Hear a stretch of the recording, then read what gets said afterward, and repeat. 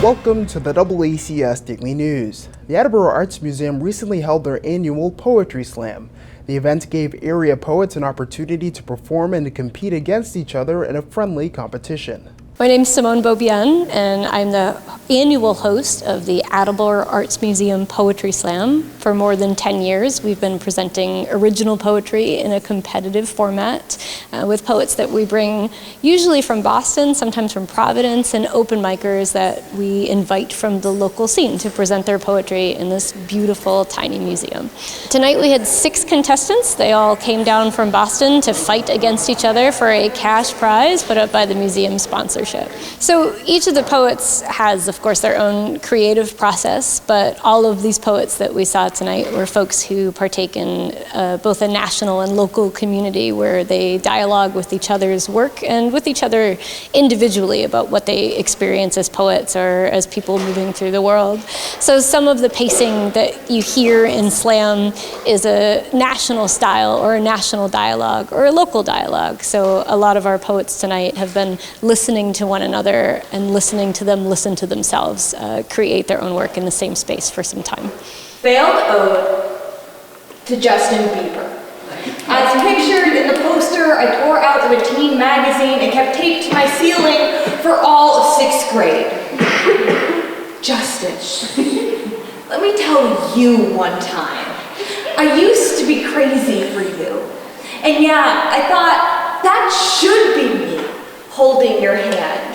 And yeah, sometimes I would dream of being with you, of being you. Sometimes it got hard to tell, but then I would wake up to you, smiling in a purple zip-up. Once, while listening to your debut album on repeat, I spent hours in Picasa editing photos of you together into a collage just to set it as my computer wallpaper. I think what I was actually trying to make was a mirror. My mother called it girlhood, a crush. Justin, do you think it's funny that she saw those two things as intrinsic? Do you think it's funny that I thought this was how I could become girl? Do you think it's funny that I would look at you and see anything but dysphoria, Justin? What did you see? All of the poets tonight have slammed against each other in the past.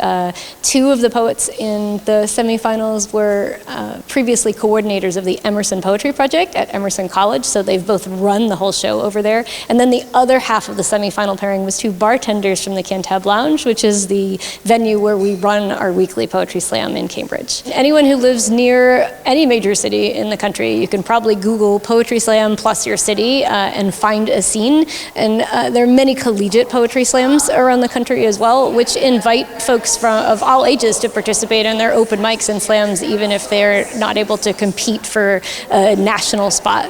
The most local places that I know of are the Providence Poetry Slam that happens at AS 220. You can check out provslam.org for that one. The slam that I run every Wednesday in Cambridge is called the Boston Poetry Slam, and you can get us at bostonpoetryslam.com. There's also one in Worcester called the Dirty Jaron that's every Monday. There's the Northampton Poetry Slam, which is NoHo Poetry on Facebook, and that's on Tuesdays.